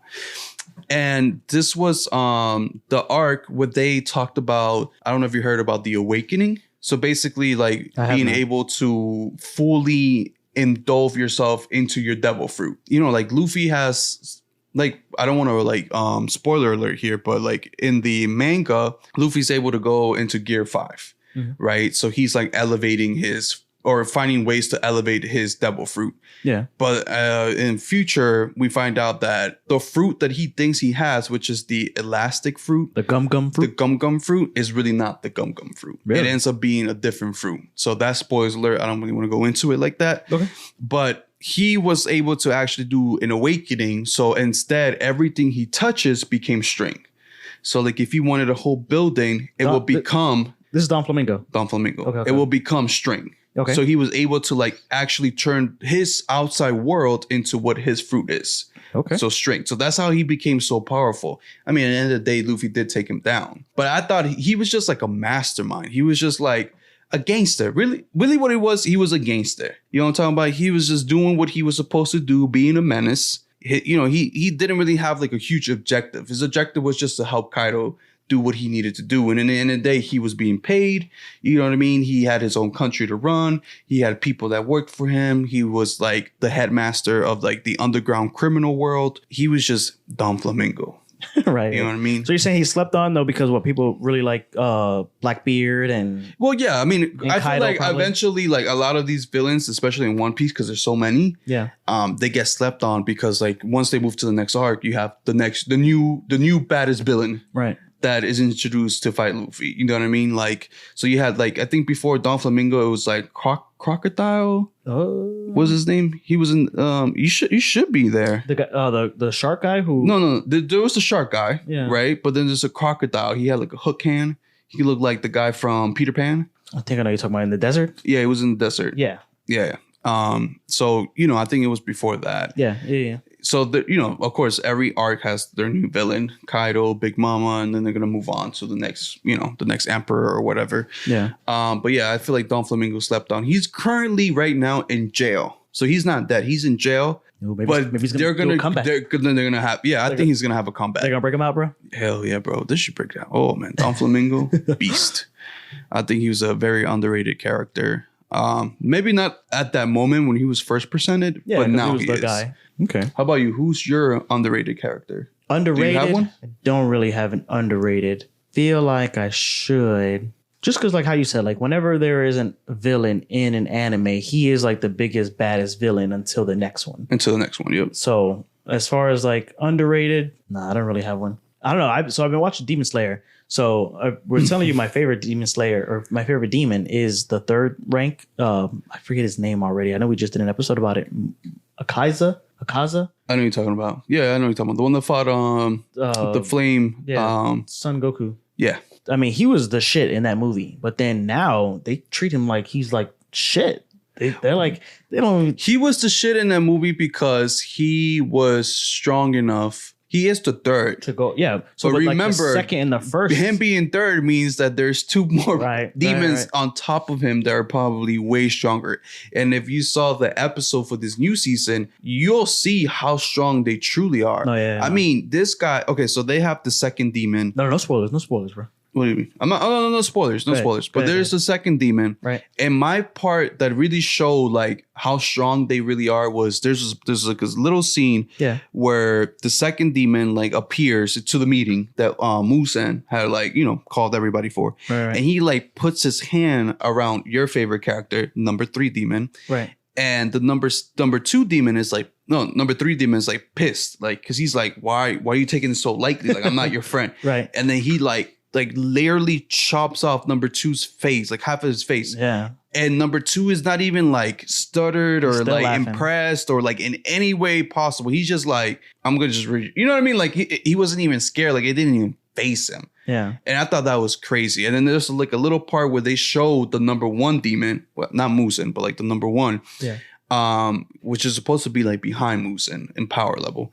And they are both, well, except the number two, because I think number two is kind of like shows like he really doesn't give a fuck. He doesn't really like, he doesn't show any type of fear towards anybody, not even Musin himself. I think it was shown and presented that way. Like he didn't really, because everybody was scared of Musin except 2 and 1. Or I don't think they're really that afraid of Musin. Right. Like per se, but everybody below that, like 3, 4, and 5, they're fucking terrified of him. Even who was that guy? The guy in the pot? Yeah. Was like, master, whatever you want, master. Yeah. And then like the 5th one was like literally on his knees, like, why did you call us master? Please, I'm here for you. Like, you know what I mean? Like they're all kissing ass. Yeah. They're all there to kiss ass except for number 2 and 1. Number 2 don't give a fuck. Number 1 doesn't either. Like they're gonna do whatever they want regardless. Yeah. You know what I mean? And Musin knows that. He was like, but they're strong, so I keep them around. But you can see in Musin's face on that episode, like he's irritated. Like he's like, I don't even know why I have you guys here. Yeah. You guys show no results. That's what he said. That's what he said to the 3rd one. Yeah, you guys show no results. You killed one Hashira, and I'm supposed to be I know, praising you guys for that. Like that's your other Hashiras. Yeah, like that should be easy. Yeah. That should be like your morning walk. Right. You should go out there every morning and kill a Hashira. I know, right? And get some coffee and come back. And then you guys come to me like, oh, well, I got rid of one of the Hashiras. You want me to praise you for that? Yeah. You know what I mean? Like that's, yeah. So that's what we were talking about in our Demon Slayer episode. Like, you know, they do respect the Hashiras to an extent, but not like to the level where they're afraid of them. Just that they know that there's somebody that they have to contend with. Yes. So I thought that was actually pretty funny. Who do you have for your overall best villain? So I have some honorable mentions before I get into mine, and I'll do the honorable mentions, and then I'll so do the honorable mentions. Go ahead. So I haven't seen JoJo's Bizarre Adventure, but I heard that Dio is a really good villain. He's just like not a constant, but he's a villain that is like, I don't even know what the word I'm trying to say, but he is not even consecutive. I don't want to get too caught up on words, but he's a villain that is like throughout other seasons where he's like, he always has like an ancestor, because that's what JoJo's Bizarre Adventure is. Okay. It's like following this family. I don't know if it's the Joestar family, but it's family line through different time periods. So Dio is another family member that follows as an antagonist to this Joestar family. Okay. Or, you know, the JoJo family. I've seen JoJo Bizarre. Like I promise you guys, I really tried my best to get into it. Like, because I know people talk about it. I see it everywhere. I hear a lot of good things about it. Yeah, I'm always hearing like really good things about it. Like, oh, you know, blah, blah, blah. I think, remember we went to Best Buy to buy some podcast equipment, and we met that guy, and we started talking about the JoJo Bizarre Adventures, and he was praising it. Yes. He was praising how good it is, the artwork, the animation, the story, how funny, how complex, how weird at the same time. And like I said, I promise I watched probably the first season, which was about like the vampire thing and the mask. I just couldn't get into it. And then when I started the second season, different from it doesn't get good every season is different, right? Yeah. So that's what I'm saying, because it was weird, because the way it ended on the first season, I was like, okay, cool. Let's start second season. I think it was going to start off, you know, based off like first season. Yeah, it was like a Wild West thing. And it was like, I'm like, wait, what happened to the old characters? What happened to the mask? Right. Like, yeah. And it was like a whole, like, I'm like, did I miss something? Was there something in between? Was there a movie maybe that then led to season 2? Like the bridge? I just couldn't get into it. I didn't get it, you know. And I feel like somebody's gonna say like, well, maybe you're not smart enough to understand very complex anime. No, I don't think it's even that complex to begin with. It's just weird. Does that make like weird in a good way? But it's just weird. It's just anime. It's very anime. So I've seen like pictures and like, you know, clips, and like, you know, my friends cannot stop talking about this fucking anime. They have a joke where everything is a JoJo's reference. Like they can just reference JoJo for anything. So it is very much anime. It is. But it's not like a distilled anime. It is like, a outskirts of what anime is. Like once you get anime, then you can kind of like, see. Like how crazy things can actually get.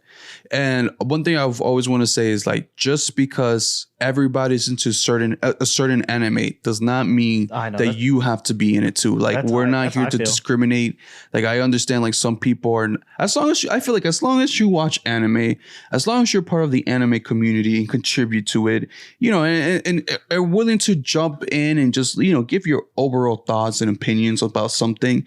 That's great. I feel like that's a positive. And like I said, like I don't think that every anime is for everybody. You know what I mean? Some people are into certain animes. Some people are into certain other types of anime. Still anime, but different criterias. But I know JoJo Bizarre's Adventure is definitely not the anime for me. Yeah. And it seems like it's definitely not the anime for you. I try to give it a chance, and I just, as long as you try, right? I try. That's what really matters. As long as we try. I think I should try to give it a show. I think we should do an episode on it if we can. Like maybe season 2, maybe season 3. But that's the thing. I don't want to do an episode on something I don't believe in or I don't like because I don't want to discriminate the people that actually do like it, right. And then we get bashed because like, how do you not like JoJo? Like, how do you not get it? No, but if you watch it, you'll be able to explain why you don't like it, though. Well, I just explained right now. I know you did. How I went from season 1 to season 2, and I didn't understand the difference. But like I thought it was just random. But you just have to take it how it is. Is it random? It's random. It's random as fuck. It's a bizarre adventure. So I've heard that it doesn't get great until the 3rd season. I know, but and that's the thing too. I don't like that because I hate when, especially when I tell people like, "Oh, you should definitely watch this anime," but I know it doesn't get great until like after season 4. But that's how some shows Can I just start after season 4? You can with JoJo. It seems like you can't because it's not like you for skipping parts because it's not even seasons. They call it parts. They'll shame you. But fuck them. Like you just fuck those shamers. Fuck the shamers, bro. Just try to get it because like the first season is very different from what it becomes, and once it gets going, then it is just like this big rollicking adventure, that you're on. It becomes more colorful, right? Because now that I'm thinking about it, season 1 was kind of like black and white, kind of like more humanized. So and then season 2 it kind of like went off rails. No, I was like, without getting in, I do think we should do a JoJo's episode about it. Maybe season 2, maybe season 3. We'll get somebody on the show. Maybe somebody that likes it that maybe can explain to us. Yeah, actually, that would be a pretty good episode. Yeah, like I said, like we're not like discriminating JoJo Bizarre Adventure. Like, don't watch it. Like, if you like it, watch it. If I've heard a lot of good things about it. Yeah, but like I said, I couldn't get into it. It seems like Xavier couldn't. But if we did a podcast, I would definitely love it if we can bring somebody on board that is a huge JoJo Bizarre Adventure, so that way they can kind of like break it down to us. So like, what are we missing? Maybe there's a key component, or like you said, maybe it's like you gotta keep watching, and then it just gets better. It does, and then you start like loving the characters. A lot of shows are like that though. Like The Simpsons is like that. Bob's Burgers like that. Have you seen like the first seasons of like South Park and Seinfeld? It's like I like weird. Seinfeld. But I do remember the first couple episodes. It was just like they're trying to find their footing, if that makes sense. That's all these shows. I think it's just like us too. Like I feel like our episodes, as we keep going, our episodes will get better. Right. But maybe somebody who watches episode 1 is like, oh, they sound cringy. They sound kind of like all over the place.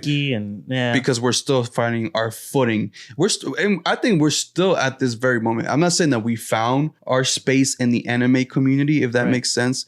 We're still kind of trying to get out there, and then once we get out there, we'll figure out like, okay, where in this anime community does the norm fit in? And then that's where we can finally like capitalize on laser that point and be like, okay, the norm falls in this category of the anime community, and that's where we'll like, that's where our real footing will come in. Yeah. And then I think that's when we become more of like a staple in the anime community kind of thing. So, but it's all finding, your footing and where you fit, and then, what works better. For sure. Well, I definitely didn't want to leave out Dio. So that's my honorable mention. So I was tied between, or let me let you go first. No, go ahead. So I was tied for my best overall villain. I was tied between Madara from Naruto and Frieza from Dragon Ball. So when I say best overall, I don't mean like the smartest and the strongest, or because neither of these, I don't even say neither, but like Madara is a little bit more sympathetic than Frieza. But I don't know. If you had to break the tie on this one, what would you do? Or what do you have for yours? I just think that Madara is like such a great villain because he is, in a way like Naruto. And again, spoilers for Naruto and Dragon Ball with this.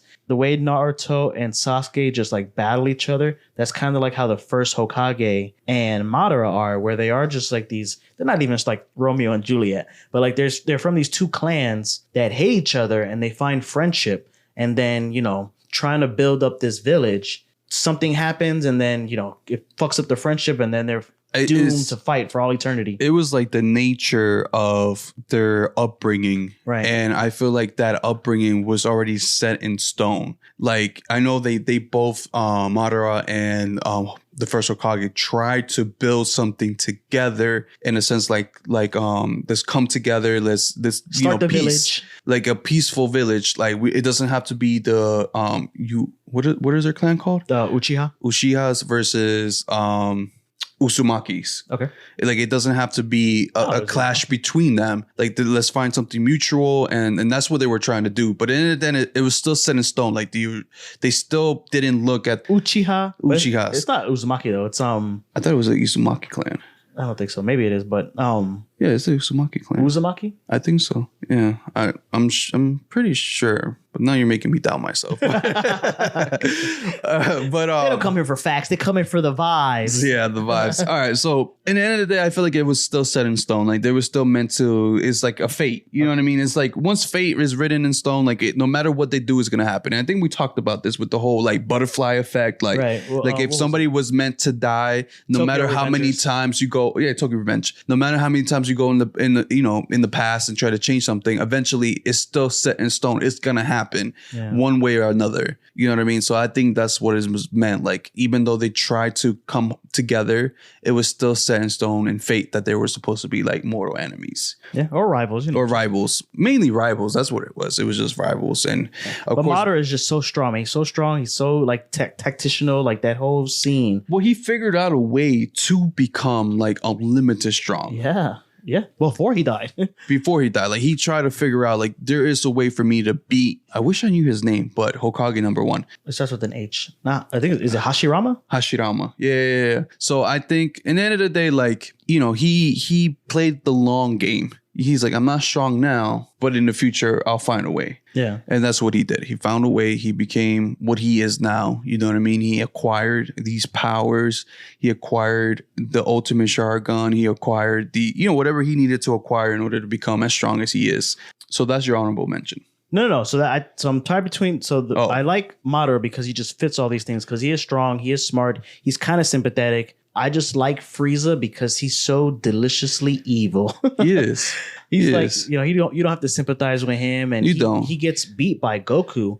But Goku tries to sympathize with him a bunch of times. I know. What a fool. Like he really tries to there's some good in Frieza. I'm like, there's no good in Frieza. Bro. The only reason Frieza allows himself to kind of like be his friend is just because he knows that Goku will whoop his ass if he falls out of line. Does that make sense? You know what I mean? Like if you can't beat him, join him. And that's what Frieza does. Yeah. If I can't beat, Goku as much as he hates these fucking monkeys, right, I guess I just have to join him for the time being until he figures out a plan to like beat them again. But yeah. And he's OG. He's like, one of the original anime bad guys. Like I know there's obviously others before Frieza. But as far as like shonen, like the way that you have like the hero and then you just introduce a villain, alien figure force that kind of has to challenge your hero. He is so evil. Yeah. He's so strong too. So I will say maybe like Madara is above Frieza. But as far as like, because that's what I had for the topic, best overall villain. So for me, best overall, it just popped to my head right now, is Sasuke Aizen from Bleach. So from him, he is strong. Mm-hmm. Adventure, and he plays his character as like he is not strong. He's like weak. He needs help, but he is strong. He does have a crazy motive, and the motive is basically to take over the whole Bleach world per se. Like he has his own beliefs, and he feels like his beliefs are better than what the original beliefs are in that world. So he wants to change that.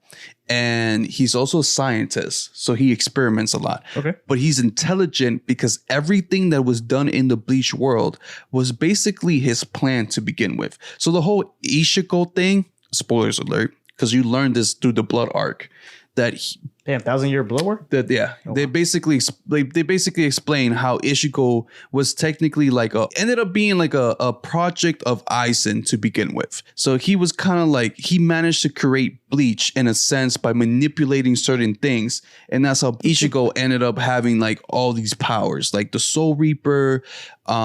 He ended up having the powers of. I'm also not too caught up on Bleach either. So he has like all the major powers. Like he's a combination of all three worlds. Okay. So you have, like I said, we got the Soul Reapers, the Quincy's, and then the Soul Eaters. I don't think they're Soul Eaters. They're the demons part of it. And so he's a combination of all three of them. He ends up finding out later that it was because of Aizen that he is who he is. So I thought that was pretty dope how like it all ended up falling to Aizen and his huge master plan of taking over the world, you know? Okay. So I think he falls in all those good categories. I think a lot of people would definitely put him up there. Definitely, for sure. Okay. Maybe I didn't explain it too right, but I feel like you get the gist. No, for sure. So who did you end up picking though between Madara and I have to put Frieza? them both. I have to cop out, bro. I have to choose them both. You gotta choose them both. You can't for different reasons. I feel like Madara just is an overall like more dynamic villain. But I just love how evil Frieza is. Like you don't have to have like this, like how we were talking about Attack on Titan. You don't have to have this villain that you're like, okay, well he's doing the right thing and da da da. Sometimes you need just a raw evil person to challenge the hero, because you know Goku is just raw good. Yeah. So no matter what he does it out of the pure of heart. Right. So Madara, he talks shit about all the Kages. Like, oh, you guys think you guys are so smart. You guys are the fucking Kages of these different villages. Like, you guys don't care about shit. All you care about is your throne. And then he challenges them and then he kicks their ass and fights them. And it's just like, that fight is so badass too. So, because I don't know. I can't remember like not a good Frieza fight, but a Frieza fight that tops anything with Madara. So Frieza fight, I can't. That tops Madara, that tops even that opening scene, or just like anything. I think Madara. The best Frieza fight probably in his whole anime career. Tell me. Or was it his movie Resurrection? No, I think it was his fight between Goku and the Namek. Oh, the first one? Yeah. I think that was his best fight. Yeah. That's when he really, because that's when you really see him push himself. I know. He goes 100%. Yeah. He goes 100%. He throws everything he could at Goku. He tried to manipulate him at the end. And Goku and blow up the planet with a bitch move, bro. Right. Never mind, Frieza. You knocked off, bro. That's Frieza, bro. Like, that's just his mindset. And that's how he always will be. That's why he's such a beloved character, I think, in the Dragon Ball fans. You love to hate him. Yeah. It's a character you just love to hate. Yeah, so that's villains though. So that's our villains episode. Let's go ahead and get into the next segment of the show, bro. Go for it. What you're reading, what you're watching, what you're playing. So Lewis, what you're reading, what you're watching, what you're playing. Reading, watching, and playing. Let's see. Reading. Have I read anything new, manga wise or book wise? No, I have not been reading anything. Nothing new. So I'm gonna skip that part. No reading. No reading for Lewis. No reading. Watching. I'm watching a lot of new shows. So one. Dr. Stone. Okay. I watched the last episode of season 1. Okay. Then there was a movie. Was there a movie? Yes, there was a movie in between season 1 and season 2, which the movie consists of them finding their captain because they're making a boat because they want to go venture into other islands or other territory. To find more resources and to find out about this, because they were also running out of that nitrate liquid thing that was supposed to like break them from that rock formation. Yeah. They were running out of that, so they have to look for more resources. So in order for them to do that, they have to build a ship. In order for them to build a ship, they need somebody to navigate them. So they need the best of the best. Right. So they ended up finding him, and I think that was the movie, which then leads to season 2. So now they're building the ship. So that's where I'm at right now. I'm at the last episode, which I think is episode 5 or 6 right now. Oh, season 2? Yeah. So that's what I've been watching. And then there's this show. There's 2 other shows. So besides, of course, Demon Slayer, the new season. So I'm watching Demon Slayer, Dr. Stone. And there's Dr. 2 honorable shows that I want to mention. Hell's Paradise. Okay, is that an anime? Yes. So it's supposed to be this new anime. Of course, the manga, people who read manga are way ahead again. But I'm watching the animation. Fine. Manga.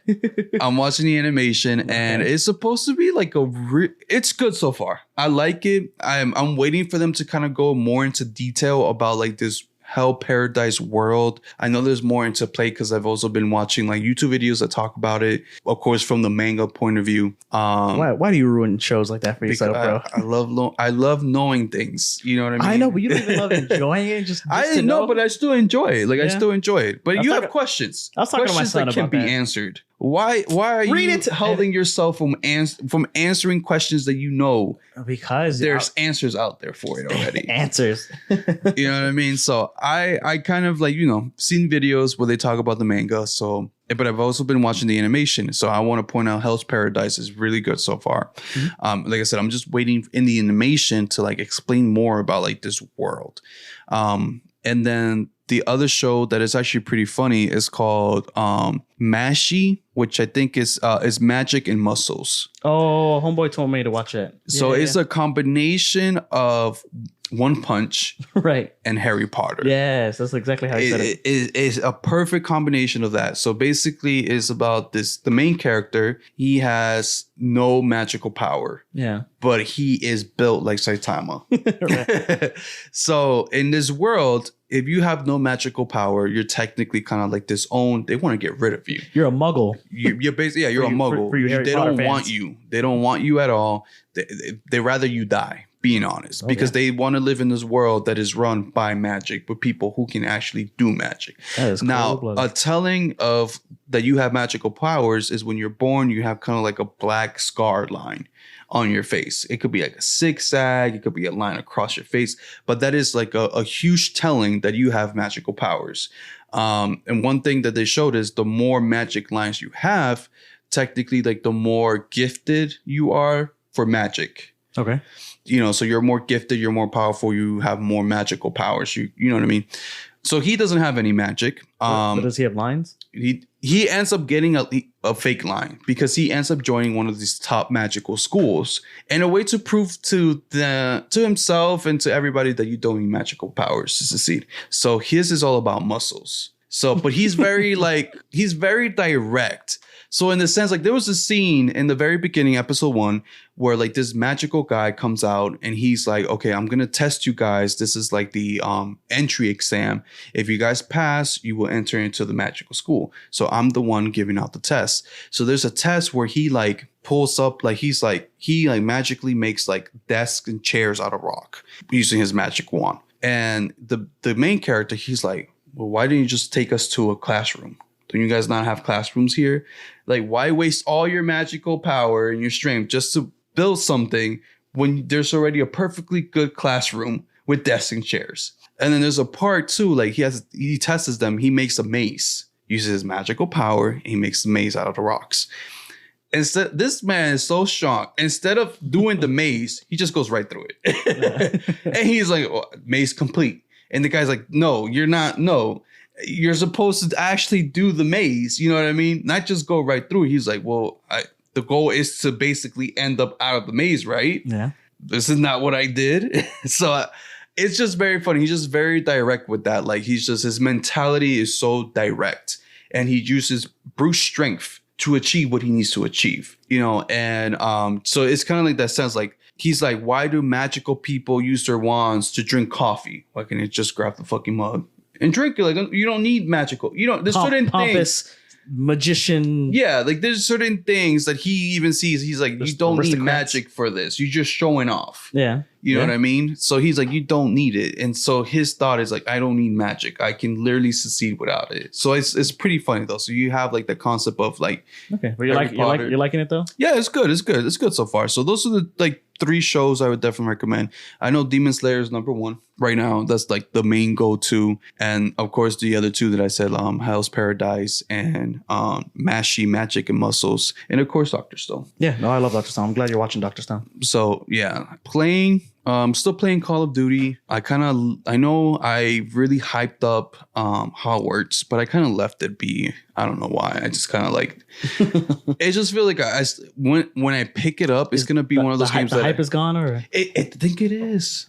I think it is. It was hype at the moment because everybody was talking about it. Almost like every YouTube video was about Hogwarts and how great it was, and they were praising it, blah blah blah.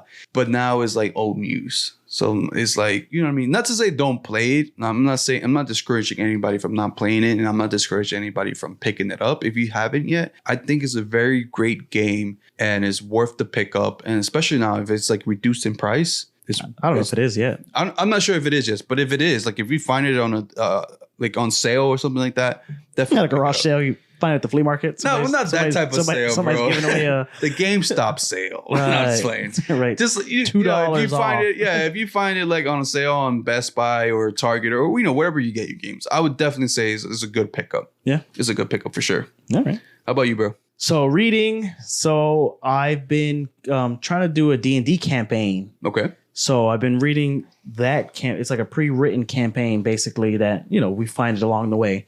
It's called Lost Mind of Fandelver. So it's a campaign that my gamer group and I played once. We didn't make it all the way through, but I'm going to try my hand at being the dungeon master for it. So I've just been reading that, and then not obviously, but and some Dr. Stone and not One Punch Man. My son's reading One Punch Man, Dr. Stone, One Piece, and Keeping Up on Chainsaw. So that's like the latest thing that I've been reading, though. Lost Mind of Fandelver. So I finally got my D&D campaign going. We only had one session. We're shooting for once a month. And then maybe we try to do like once every 3 weeks. So that's what I've been reading. I've been playing Magic the Gathering Arena. I'm going to drop my gamer tag over here, right here in the video version. In the podcast version, I think it's Young Morgan Freeman. YNG Morgan Freeman. Okay. So if it's not that, check the video version. But yeah, I've just been playing that. I love it. And I've also been playing God of War. So I'm actually getting through it too. So God of War is getting pretty good too. So how far you got into it? You still like in the beginning parts or? So I can't tell because I don't know where it ends. But my friend Fred came over to pick something up the other day. He saw me playing it. He says that I'm not at the good part yet, but I'm like getting there. You're getting there. I'm getting there. And then it gets the good part and then it just like plateaus and then it ends. But definitely getting through that. Okay. And then for watching, so I've just been watching some stand-ups. I remember we were talking about it. So I watched Ali Wong. She's a comedian that I really like now.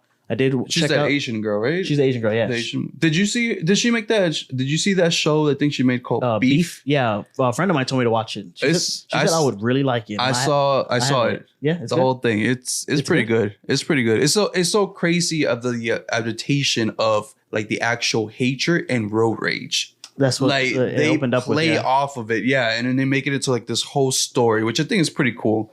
I need to check it out. I checked out the first episode, but I think I'm only halfway through the first episode. But she recommended it to me, and she said I would really like it. And she knows me well enough, I think, to know my taste and things like that. Yeah, but no, Beef is actually a pretty good show. But she's good. So Ali Wong, she had a stand up called Don Juan.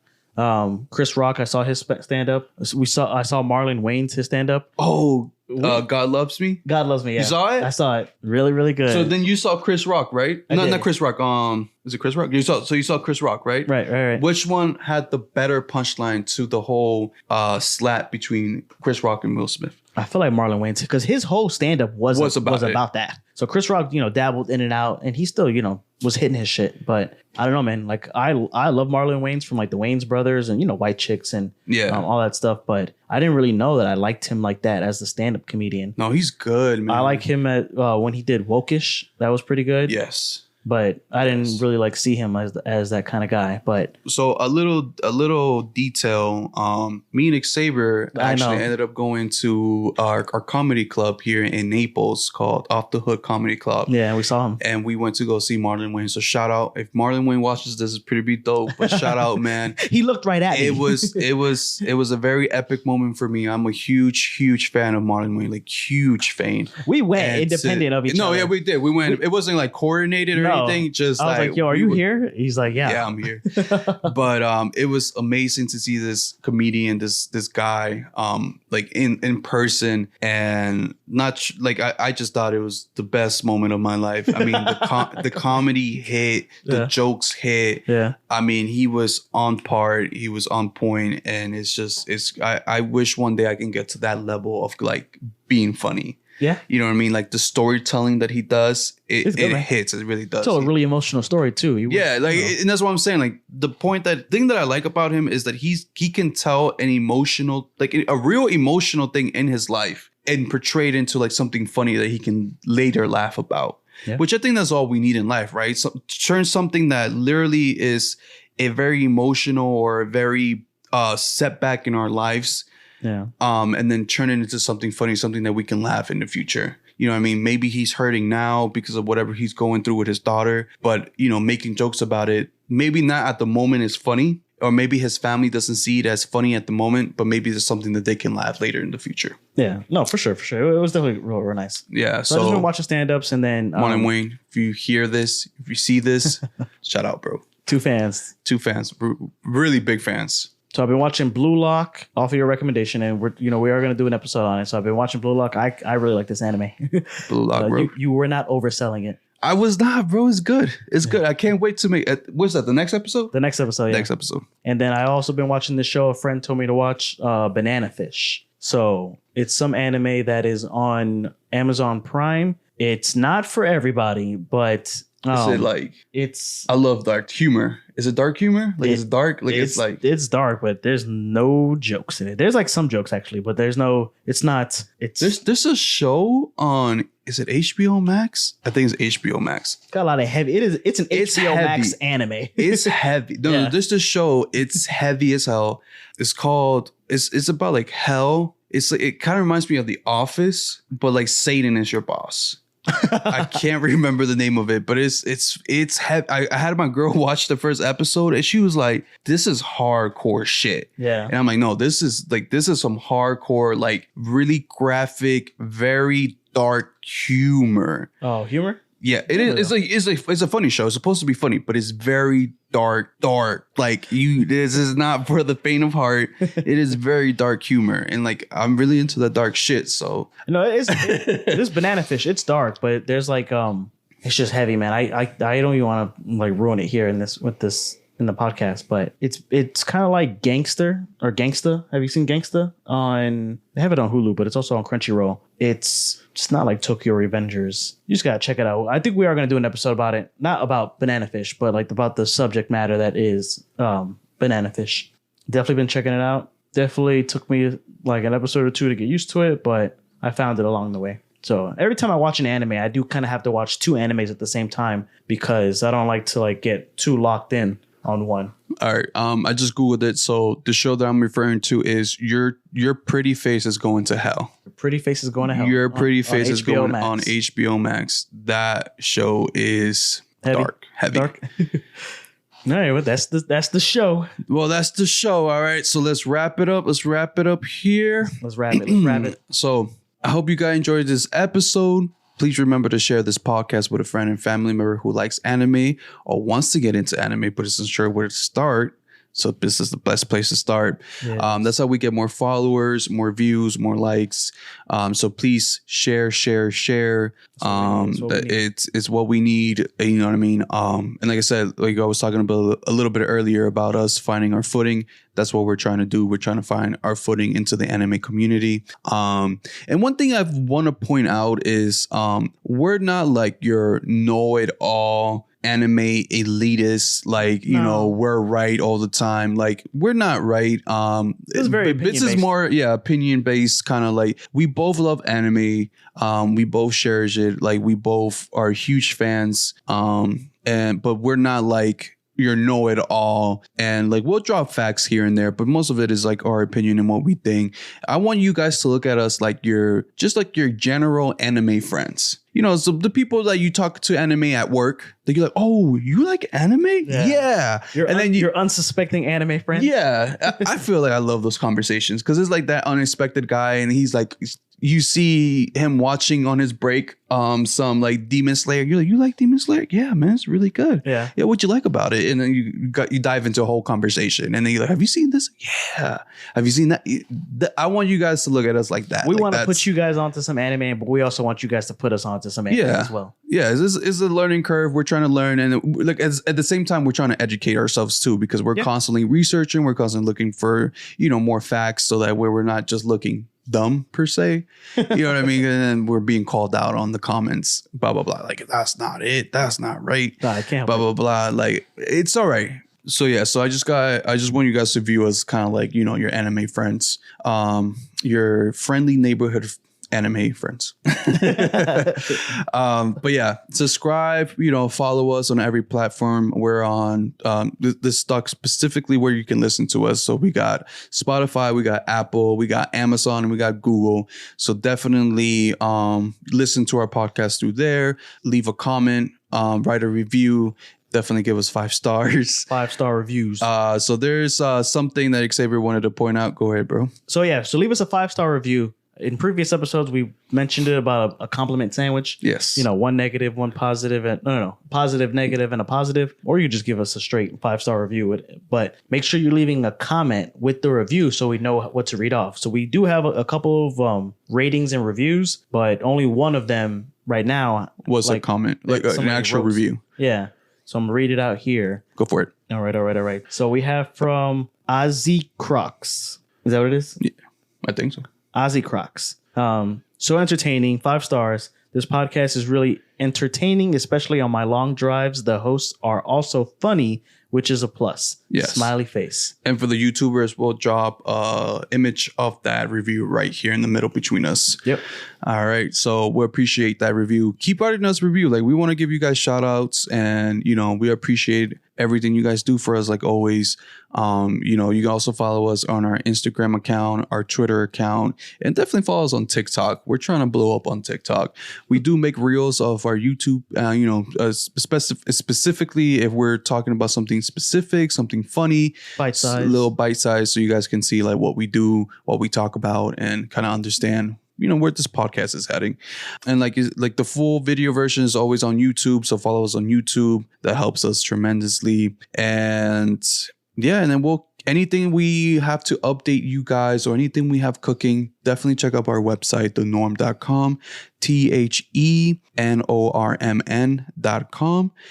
You'll find our clothing line, our merch. So we got our hats, our dad hats specifically. We got our hoodies, and we got our shirts. Take a look at what we are offering. It really helps us out. So if you can pick up a hat, if you can pick up a hoodie, if you can pick up a shirt, that really helps us out. Everything, it goes directly back to the podcast to elevate it, to do more things with it. Use a promo code podcast for 10% off. There you go. Nice plug-in. But yeah, and that's pretty much all I got to say. As we say every week, tune in next time for scenes from the next episode of the Hyperbolic Podcast, where Lewis and X dive into sport anime with a special emphasis on Blue Lock. Thank you so much for watching us. Muito obrigado.